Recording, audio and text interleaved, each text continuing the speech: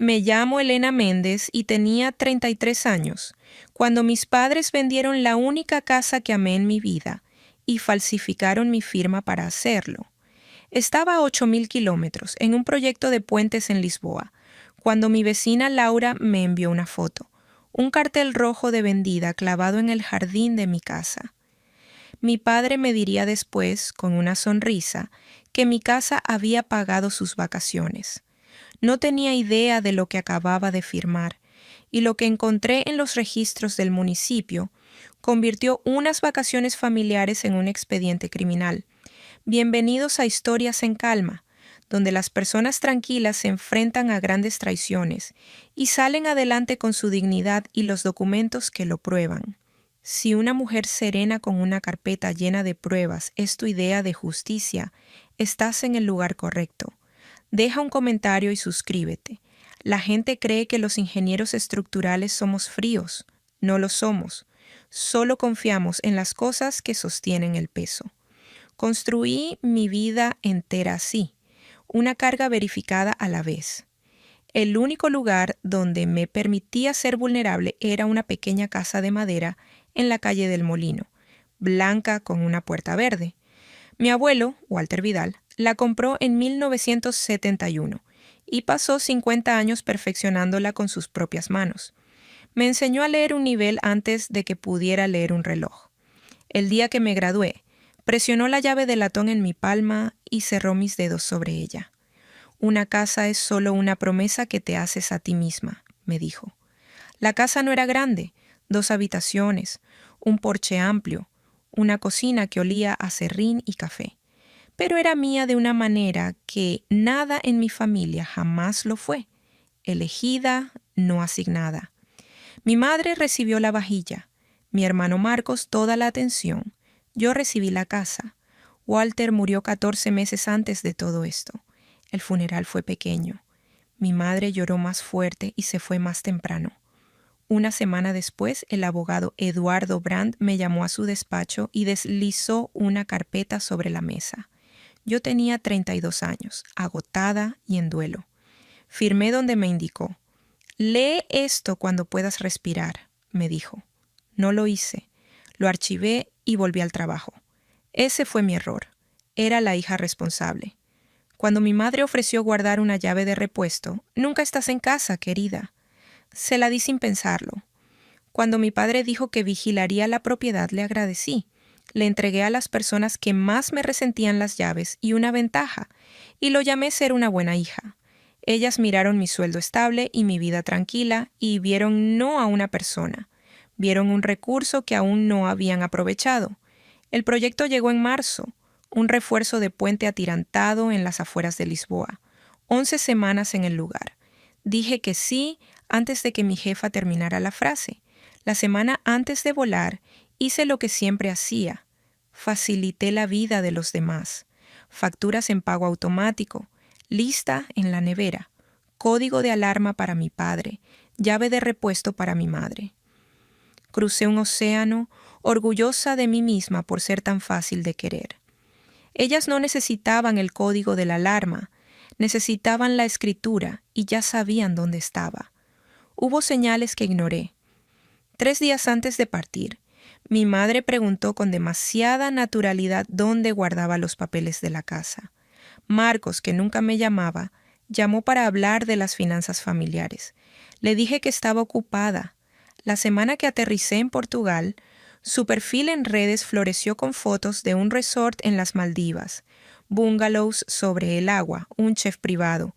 Llevaba 7 meses sin trabajo. Lisboa me absorbió por completo. Llamaba a casa los domingos. Las llamadas se acortaron. Mi madre estaba ocupada. Marcos nunca se ponía. Me lo achaqué a la diferencia horaria. 6 semanas después, una llamada me desestabilizó. Llamé fuera de horario y mi madre contestó al 9º tono, sin aliento, con voces de fondo. «Ahora no es buen momento, cariño. Solo unas personas por el jardín. Lo estamos resolviendo». En mi familia, esa frase siempre significó una decisión a la que yo no había sido invitada. Pregunté directamente si todo estaba bien con la casa. «Todo está maravilloso», dijo. «Demasiado alegre. Concéntrate en tu puente. Y colgó. 2 días después, Laura me envió una foto con 3 palabras. ¿Es esto real? La abrí de pie en la cola del café del hotel y la taza nunca llegó a mi boca. Estaba mi casa, madera blanca, puerta verde, el columpio de Walter visible en el porche, y clavado donde mi abuelo plantaba tomates, un cartel inmobiliario con una franja roja encima. Vendida. No en venta, vendida. La respuesta de Laura llegó rápida. Cariño, el camión de mudanzas estuvo aquí el sábado. Tu madre lo estaba dirigiendo. Quiero decirte que grité. No lo hice. Algo en mí se quedó muy quieto, de la misma manera que lo hace en una obra el segundo antes de que todos se den cuenta de que la carga está mal. Volví a mi habitación y abrí el portátil, porque esto habría dejado un rastro de papel. Y los rastros de papel son el único idioma que mi familia nunca aprendió a hablar y yo nunca dejé de hablar. Llamé a mi madre. Mamá, dije con calma, ¿por qué hay un cartel de vendida en la calle del Molino? El silencio tuvo textura.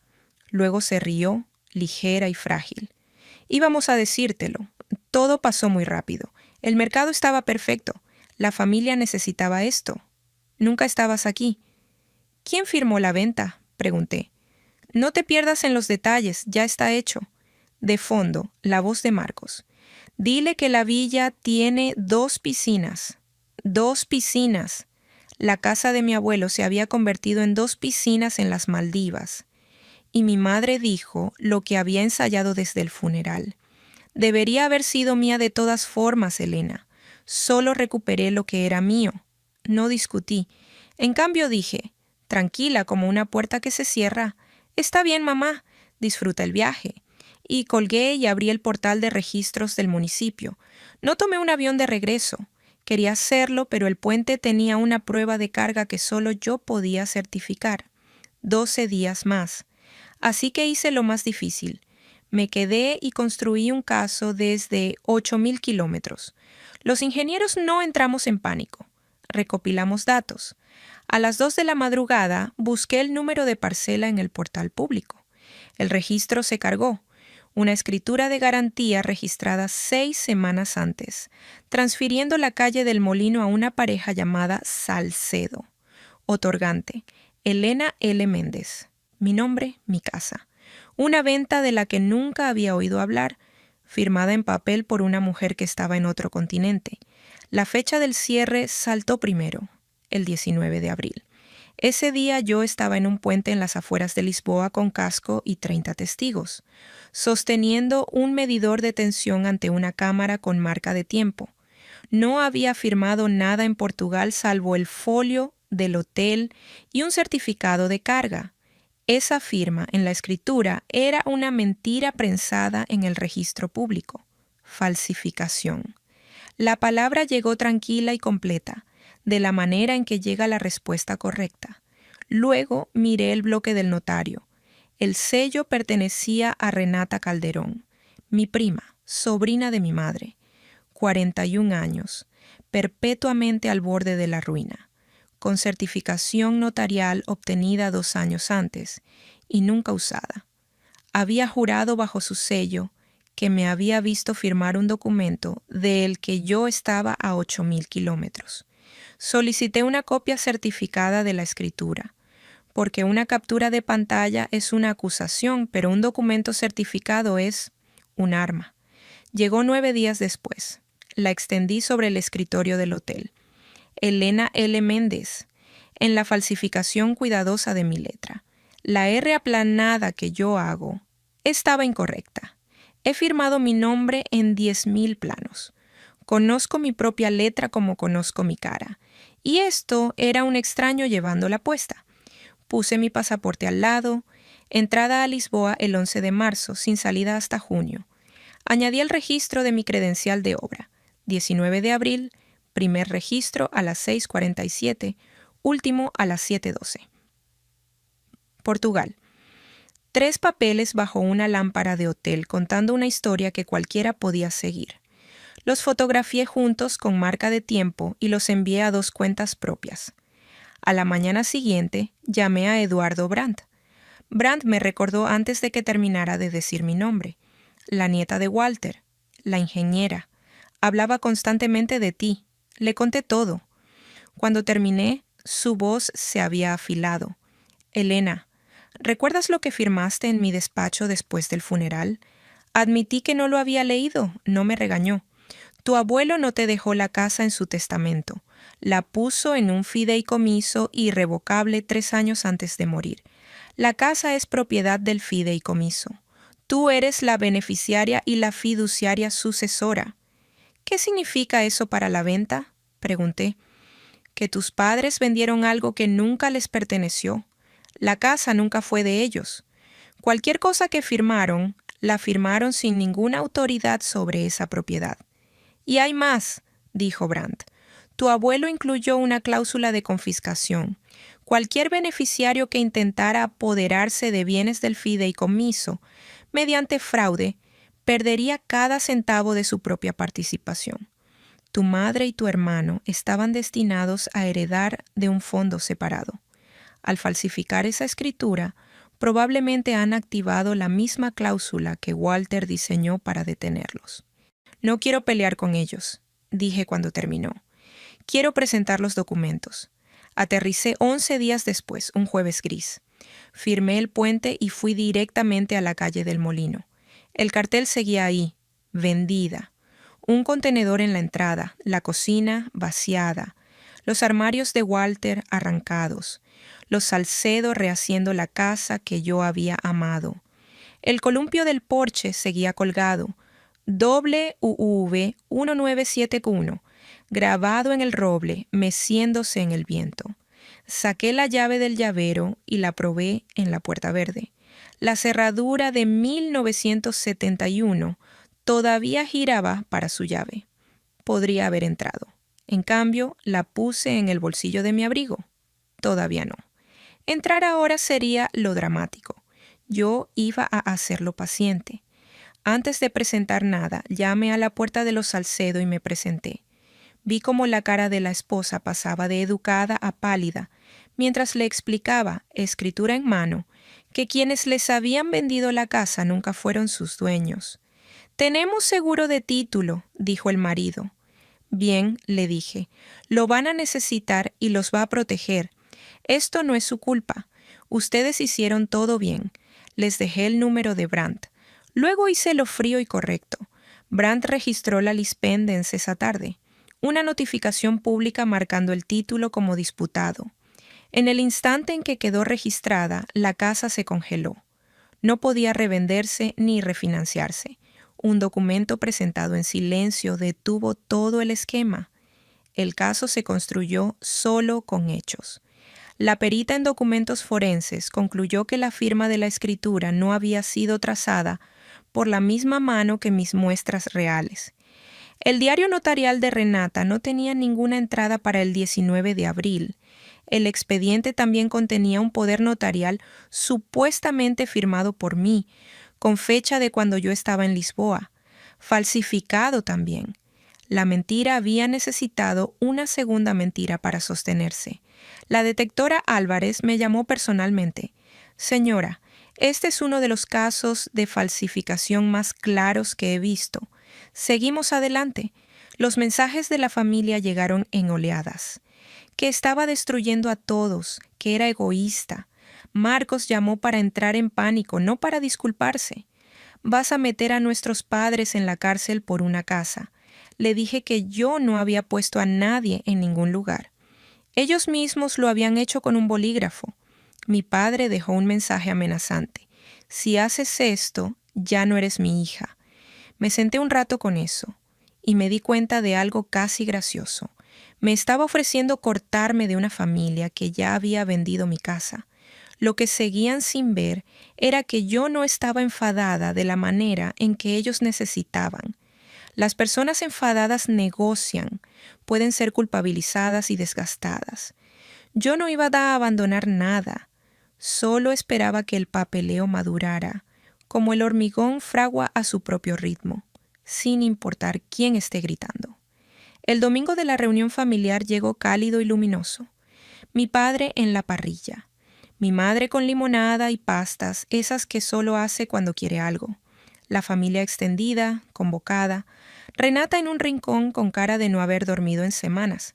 Y al borde del patio, el columpio de Walter, WUV 1971 grabado en el roble, meciéndose vacío como si guardara un asiento. Los Salcedo llegaron a las 3 junto a la verja.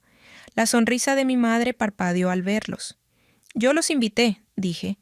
Forman parte de esto. Puse mi carpeta sobre la mesa, cerrada. Mi padre se giró con su pequeña sonrisa. Me alegra que hayas entrado en razón, dijo. Le dejé creerlo un momento más. Mi madre abrió como siempre. Somos familia. Las familias toman decisiones difíciles juntas. Elena no entiende lo que enfrentábamos. Un malentendido sobre una casa y la frase que verdaderamente creía debería haber sido mía. Solo recuperé lo que era mío. Mi padre repitió su favorita hasta ante el grupo. La casa pagó el viaje. Elena se ha ido bien sola. No la necesitaba. Nosotros sí. Marcos añadió, es solo una casa. Los dejé terminar. Luego abrí la carpeta. El jardín enmudeció al pequeño sonido de una tapa de cartón levantándose. No un grito, una carpeta. No me puse de pie. No levanté la voz. Extendí los documentos uno a uno. Esta es la escritura que vendió la casa, registrada el 19 de abril. Esta es la firma en ella. Y estas son las mías, las 15 reales. La perita forense dice que la de la escritura fue escrita por otra persona. Este es el sello notarial que certifica que firmé en persona ese día. Este es mi pasaporte. Lisboa, 11 de marzo, sin salida hasta junio. Y esto dice que registré mi entrada a una obra en Portugal a las 6:47 de esa mañana. Miré a Renata. Había adquirido el color de la ceniza. No hay ninguna entrada en tu diario notarial de ese día. La ley exige que la haya. No la hay. Nadie se movió. También había un poder notarial supuestamente firmado por mí, autorizando a papá a actuar en mi nombre. Falsificado también. 2 documentos falsificados, una certificación notarial falsa y la venta de una casa que ninguno de ustedes jamás poseyó. Cerré las manos sobre la mesa, tranquila como agua quieta. Nunca fue suya. Estaba en el fideicomiso del abuelo y yo soy la fiduciaria. Mi madre fue la primera en quebrarse, no en llanto, en furia. ¿Cómo puedes estar tan tranquila?, gritó levantándose a medias. Somos tu familia. Todo el jardín contuvo el aliento, y yo le di la única respuesta que tenía. Porque la casa que vendiste nunca fue tuya para venderla. Lo dejé reposar en el aire cálido. Luego les conté el resto. Con calma. La escritura falsificada era nula desde el principio. Los Salcedo nunca habían sido propietarios legales y serían compensados por su seguro de título. La lis pendens ya estaba registrada. Una acción de título devolvería la casa al fideicomiso. El dinero sería rastreado y recuperado. Y la cláusula que Walter escribió años atrás, sabiendo exactamente quién era su hija, despojaba de la herencia a cualquiera que intentara robar. No solo perdieron la casa que robaron, activaron lo que él construyó para detenerlos. Se desheredaron a ustedes mismos. El jardín se deshizo. Mi padre saltó de su silla gritando.